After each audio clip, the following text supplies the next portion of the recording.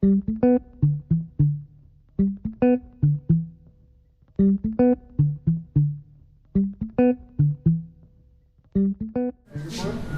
you are, before we get into all the woods and everything, reiterate everything, what was the tonal goal?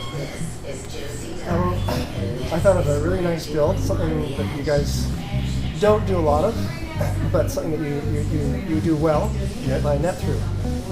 Because I've seen some of your neck throughs online, and I thought, let's do a neck through for the shop. And through a neck through, kind of like a bass boom boutique out the 70s, late 70s, like Olympic stuff, some early F-bass stuff. Well, you showed me this really nice Indian Rosewood top. Yes, we got tons of options for the Rosewood tops. Okay. Now you want to go two ways with it. When we do a neck through, we can either do a full cap top, or like we're doing for NAM, neck running through the middle exposed with wings. We could do both. We could do both, and I think we're going to do that. So we got just the one option right now for the wings, and that would be one of these. So that's our NAM piece. Okay. Alright, so we have the wings, the 5-piece neck running through the face. So you see the stringers going through the body? Yeah, it's going to look, that's going to look incredible. So this is the same piece cut off the same slab. Okay. So this is the sister piece. This is the sister piece. So what you're going to be looking at, it's going to be tapered in the center. Usually running at about 1 mil on the outside of the neck. Marcel, you're a genius.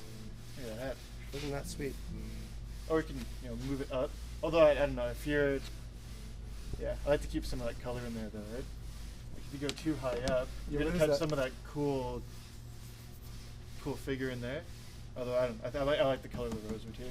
Yeah. But your call. With the NAM piece, we are gonna do that.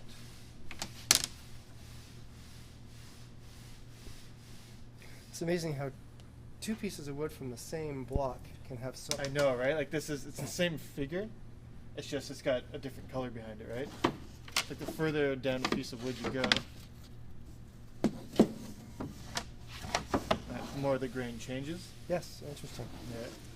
And with our proximity of being how close we are, I mean, I can conceivably bring customers down and help them select wood. Yeah, because we've got an abundance. Actually, Jeff's been going nuts. We're getting so many fingerboards and tops. And so this is the first time you actually used Indian Rosewood as a top material. Yes, yep, used them several times on as fingerboards, obviously, but something as beautiful as rosewood, we got to start sourcing some bigger stuff. So we've finally now got some tops. Haven't done one yet.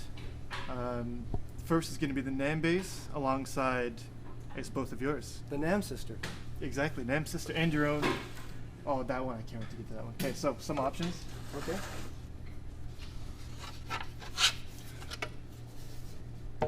So if a customer said, hey, I love the idea of rosewood, you just email me photos and I send them to the customer, and the customer said, oh, I love B or I love C. Exactly. Yeah, you like to keep a bunch of raw tops on hand just because within a given species, the figure can change greatly, right?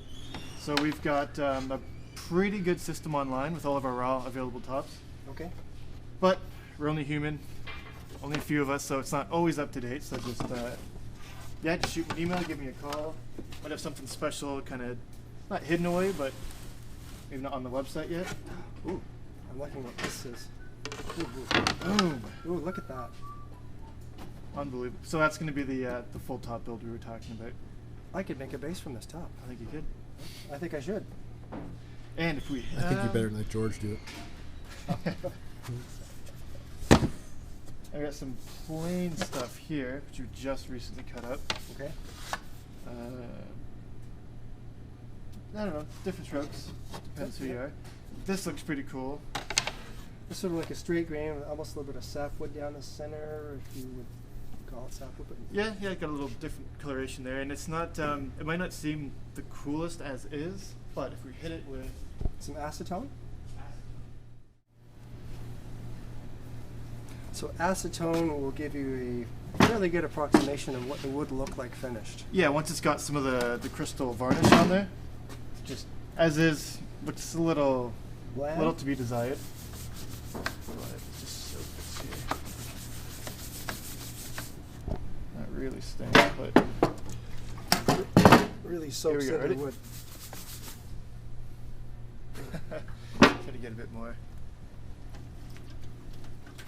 This is like SCTV 3D on here that we got going here. That's a lovely brown. Also looks like the back of a like an acoustic guitar. Yeah. I mean, it looks lovely as it is. Oh dear. Yeah, the black really comes out. Oh dear, that's stunning. Yeah. Yeah, I think that's a keeper. We've selected the top. It's a Yep, step beautiful number 1. Indian Rosewood top, solid. Alright, so now tonally, we were going to go for something, well, before we get into the specs of it, at the tone there, we want something drop dead gorgeous, something that kind of pushes us out of our, not our comfort zone, but something we don't do all the time. So it's going to be neck through. It's going to through. have our new ash neck, 5-piece neck. So it's going to give you a lot of clarity. And when you're playing, you almost can't really hide behind your notes. They won't be saturated. Yes. At the same time, you're going to want a bit of warmth behind that, Which ash will give.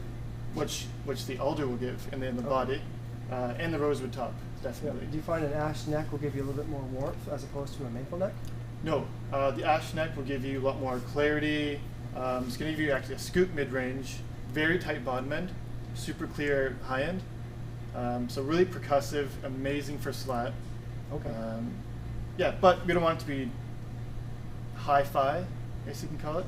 So some alder wings to kind of beef it up in the low mids, nice warm rosewood top, and a maple fingerboard. Okay.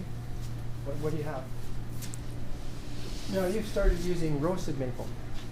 Yes, so that's for all those guys who want the tone of maple, a bit more mid-range behind it's got a really quick attack, but they're not a fan of the light aesthetic quality, so they want something a bit darker that sounded like maple.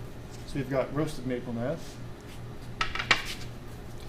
And it sounds, it's much like regular maple, it's just a touch more clear. Okay. And now, since you're here, we can, Is it a bit more stable? we dry everything before we use it in production. So everything should be as stable as it should be before it's even used. We don't want our instruments moving in people's hands after the fact. So yeah, we'll get into that when we check out the necks over there. But let's take a look at some of your roasted maple options. Yeah, it's a huge bonus that you're right down the street, because now you can select the exact piece. Excellent.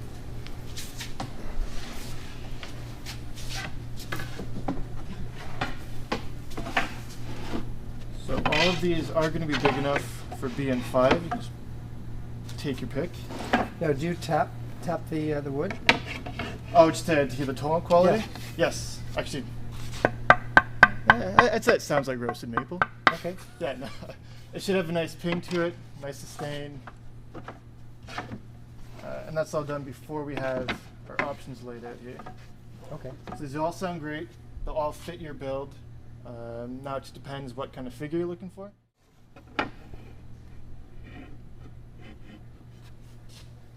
Yeah, that'd be a pretty cool one. Yeah, unless you see one that's. Or actually, you know what? This one here looks like it's got some more of like a red hue behind it, purpley. That might match better. Now these are lacquer finish on the. Yeah, maple? these will be lacquered. Yeah. Okay. Very, very clear. And yeah, we hear a bit more of a. Again, I hate using this word, hi-fi. Okay. But it's more of a modern tone. Great for slapping. Awesome for slapping, because you want a nice percussive, tight low end, right? Yes. Something to have a really quick attack, which Ash also has. And it's just, it's so percussive. So if you're a slapper, Ash is the way to go. If you're more into finger style, you might lean towards maple neck. Yeah, I'd say so. And It's unless you want a really clear tone.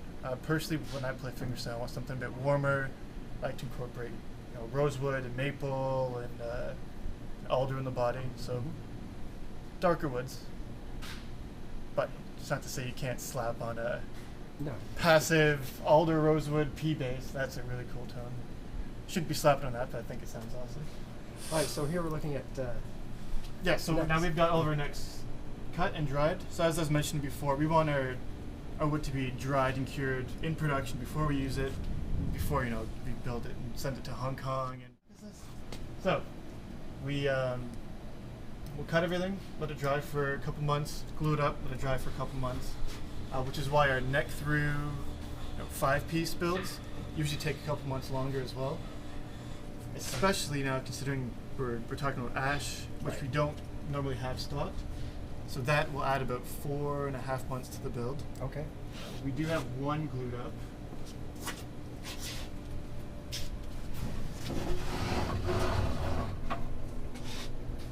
One guy glued up for now.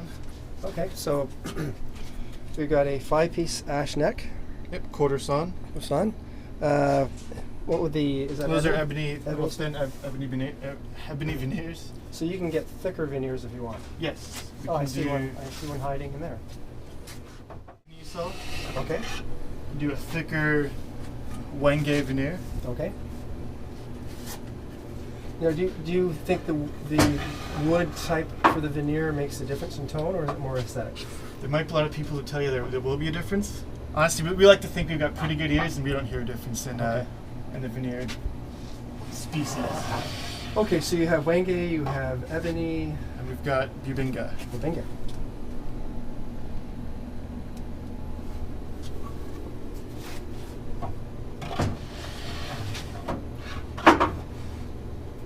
So again, that was our. This is our Nam neck Okay. for the sister build that we're building for you. Okay. So we'll bring this out to the table to see what it's going to start Sure. looking like.